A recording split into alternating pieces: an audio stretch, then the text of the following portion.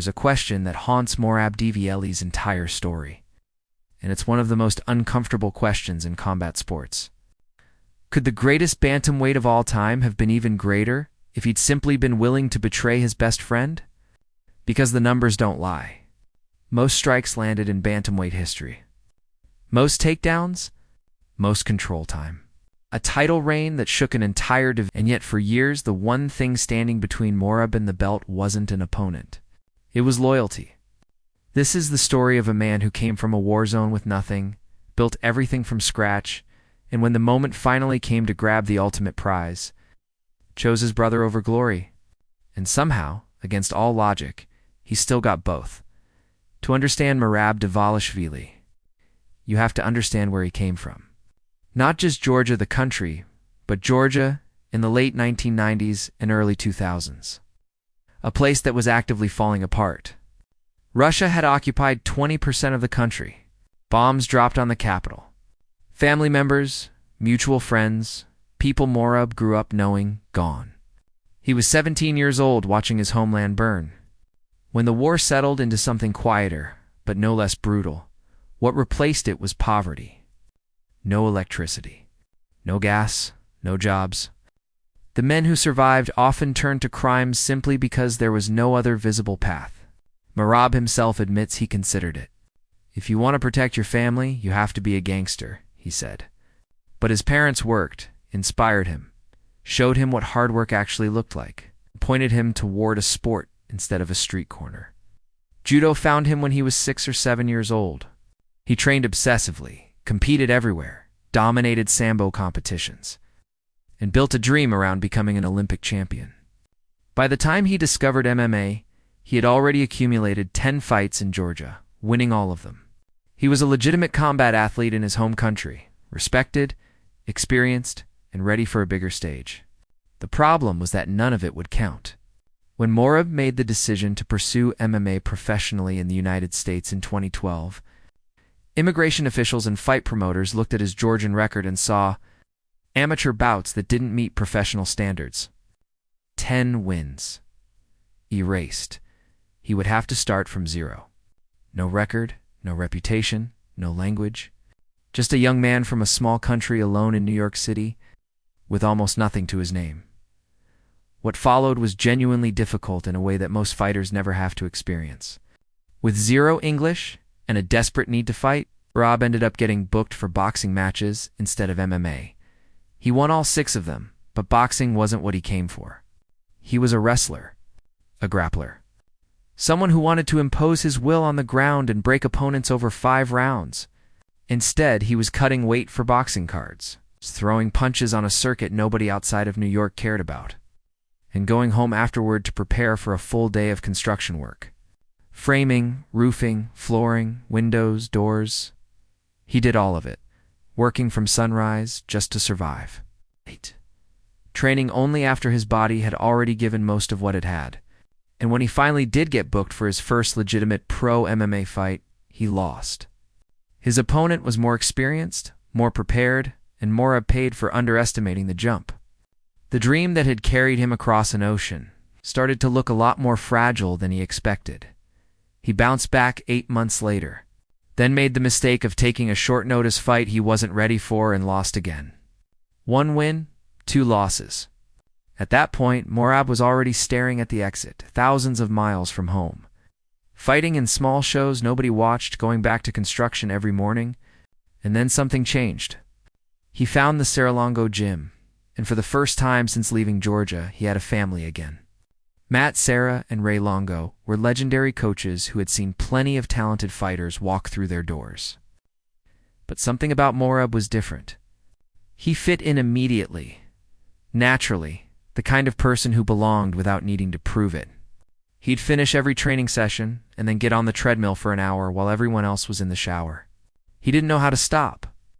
And inside that gym, he found the one person who would shape the next decade of his life, Aljamain. Sterling was already training there when Merab arrived, and their first sparring session was a reality check of the highest order. Aljo took him down, controlled him, choked him 3 times in 10 minutes. Merab walked out of that session, understanding exactly how far he still had to go. But instead of breaking him, that session motivated him. He started training alongside Aljo every day, pushing each other, learning from each other, building something that went well beyond a professional relationship. They covered each other financially when money was tight. They looked out for each other when the business got ugly. And over time, what started as a sparring partnership became the kind of friendship that's genuinely rare in a sport. Built on competition and individual ambition, Merab went on a 5-fight winning streak, won the Ring of Combat Bantamweight Championship, and caught the attention of UFC President Dana White, who happened to be scouting talent at Merab's first title defense. What Dana saw that night was a spinning back-fist knockout that nobody in the building saw coming, and just like that, Merab Dvalishvili was going to the UFC. But if you think getting to the UFC was the hard part, what came next was something else entirely. His debut came against Frankie Scenes, and Merab showed up sick with the flu. He refused to pull out of the fight, which was both admirable and completely reckless. He won most of the wrestling exchanges, grinded through 5 rounds. By every account in the arena, he deserved the decision. The judges gave it 2 Scenes. Coaches believed he won. Fans believed he won. And Merab sat with a loss that wasn't really his. He told himself it was part of the process, that every setback taught him something, and he moved on. Then came the fight with Ricky Simon, and things got even stranger. Merab dominated that fight. He was winning clearly, working his opponent against the fence, controlling the pace the way only he can. With about a minute left, he shot for a takedown, slipped, and the back of his head hit the canvas hard enough to knock him partially unconscious. What happened next became one of the most discussed referee failures in recent bantamweight history. Merab's eyes were open, but glazed. His legs were moving involuntarily. He was being choked by an opponent who had him in a clearly compromised state. The referee watched, waited, and ultimately let the fight go to the final bell. Merab survived on instinct alone. After the horn, first thing he asked the ringside doctor was what had happened. He had no memory of the final 60 seconds. The judges scored it for Simon, and Merab lost a fight he was winning before knocking himself out on the floor. To make matters more absurd, he won the fight of the night bonus, $50,000 plus his fight purse celebrated, went home to Georgia, gave money to his brothers, tipped his coaches, bought a car, took a vacation, and then discovered he owed taxes on the bonus he didn't know about. He went back to construction, 0-2 in the UFC, working construction again. By any normal measure, a career that should have been over. But Merab had something that very few fighters possess, a complete inability to accept that the situation was permanent. He got a fight booked in Moscow, understood exactly what was at stake, went out and dominated from the first round to the last, and finally showed the UFC what he was actually capable of. After that, he just kept winning. 4 fights, 5 fights, 6 fights, 7 fights, each one more convincing than the last. He set the record for takedowns in the bantamweight division. He ran paces that made opponents wilt in the 3rd and 4th rounds. He earned the nickname The Machine, not because someone gave it to him, but because it was the only description that fit. By the time he had quit his construction job and was fighting as a full-time professional, he was already one of the most dangerous men in the division. He just wasn't getting credit for it yet. Meanwhile, Aljamain Sterling was on his own meteoric rise. Aljo entered a title fight against Petr Yan, was losing that fight in the 4th round. And then Yan landed an illegal knee to a downed opponent. Aljo couldn't continue. By the rules of the sport, he was the new UFC bantamweight champion, the first champion ever crowned by disqualification. The moment was complicated. Fans were furious. Yan was livid. Aljo celebrated with his team, which only made people angrier. And Merab, who stood there watching his best friend become champion in the most controversial way possible, was genuinely happy for him. Not performatively happy. Genuinely happy. He understood that the path to the title in his own weight class was now blocked by the person he cared about most in the sport. And his reaction was to shrug and say they were brothers, and that was the end of the conversation. The UFC pushed him. Dana pushed him. Media members pushed him. The argument was straightforward and hard to counter. Merab was beating everyone in front of him, and the only logical next fight was for the title. But Merab didn't see it that way. He went out and beat Jose Aldo, a former featherweight champion and one of the most decorated fighters in UFC history. And when asked afterward about the title shot, he deflected again. He said Aldo was still champion, that he'd wait, that it didn't matter. He meant it. Then he dismantled Petr Yan in the most personal fight of his career. Yan had called him zero in a hotel lobby, had dismissed him as irrelevant, had played the Russian bully in a matchup that carried far more emotional weight than a typical UFC fight. For Merab, a man who watched Russian bombs fall on his capital city as a teenager, beating Yan was about something much larger than a win on a record. He dominated every minute of that fight and afterward looked directly into the camera and asked who was zero now. But even then, with a top 3 resume in the division, he refused to demand what was rightfully his. Henry Cejudo was next, an Olympic gold medalist, a 2-division UFC champion, a man who came back from retirement with the specific goal of reclaiming gold. Merab treated him the way he treats everyone he fights.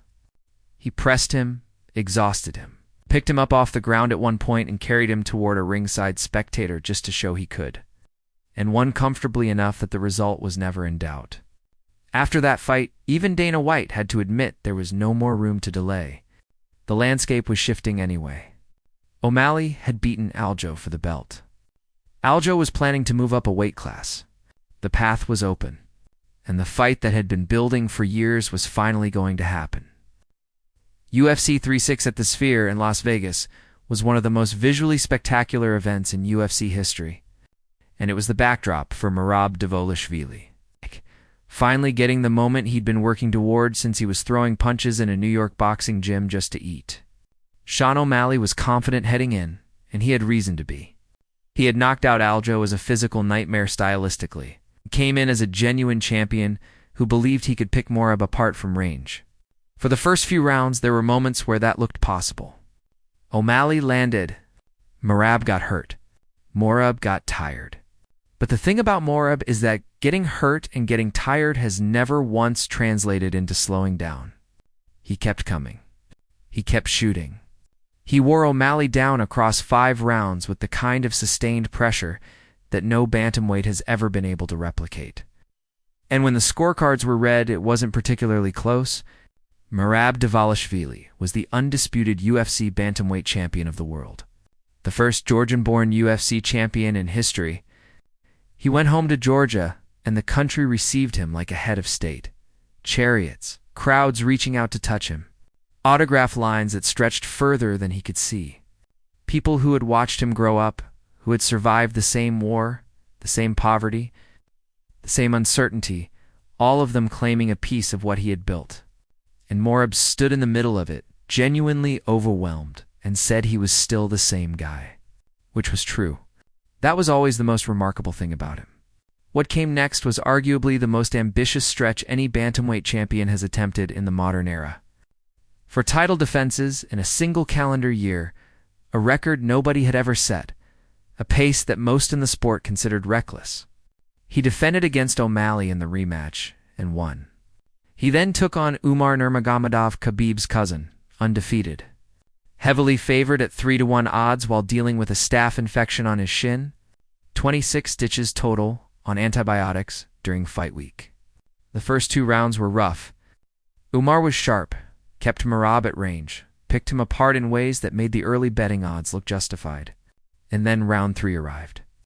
The machine found a second gear that Umar simply couldn't match. He overwhelmed him with pace, broke his rhythm, and by the final bell, had secured another defense, while also breaking Georges St. Pierre's all-time UFC takedown record. Umar Nurmagomedov, for all his talent, ran into a force of nature that night. After that, Corey Sandhagen, elite striker, creative, dangerous, someone who many believed had the tools to expose Merab's limitations. Merab shot for takedowns 38 times and converted 20 of them, a record for any UFC title fight in history. Sandhagen fought the best fight he possibly could have fought and lost 4 rounds to 1. 3 defenses down. Not 1 to go. The year almost over. Petr Yan standing across from him again. But this time, Merab was running on fumes in a way that no champion can fully hide. For title fights in 12 months means for full training camps, for brutal weight cuts done the old-fashioned way, starving himself, no water, running in the heat until his body had nothing left. By the time December arrived, the tank was genuinely empty in a way it had never been before. Jan came in rested, focused, and with something to prove. The fight was closer than anything Merab had experienced since early in his career. Body shots rocked him in ways that were visible and audible. Jan's footwork kept him at distance in rounds that Merab couldn't close. When the final horn sounded, the scorecards went to the challenger. The rain was over. Merab stood in the cage and told the crowd he had tried to give them a great fight. He thanked everyone who showed up. He didn't make an excuse, didn't complain, didn't deflect. He just acknowledged that on that particular night, the better man won. The conversation about where Merab belongs in the all-time bantamweight discussion is genuinely complicated. And the most frustrating part of it is the part he chose. He could have had 6 defenses. He could have gotten his title shot years earlier if he had simply been willing to fight Aljamain Sterling when the UFC wanted him to. Every year he refused was another year someone else held what should have been his. The records he broke, the champions he dismantled, the impossibly compressed title reign, all of it was accomplished in a compressed window that didn't have to be as short as it was. He made it harder on himself by design, and he did it knowingly. And he did it because the friendship was worth more to him than the legacy points. That choice is either the most admirable thing in recent UFC history or the most infuriating, depending on how you look at it. But here's the other way to look at it. A 17-year-old in a village outside Tbilisi, watching bombs fall, didn't dream about records. A man working construction in New York with 0 English and a losing UFC record didn't dream about legacy arguments on the internet. He dreamed about proving something, about making his country proud, about having a life that justified crossing an ocean and starting over from nothing, not once but twice. Merab Dvalishvili got the belt. He got the records. He got the homecoming that brought an entire country to tears. And when all of it was over, he still had his best friend standing next to him. In a sport that takes almost everything from the people who give themselves to it, Merab somehow walked away with the one thing most champions never figure out how to keep. He got it all. And he didn't have to betray anyone to do it.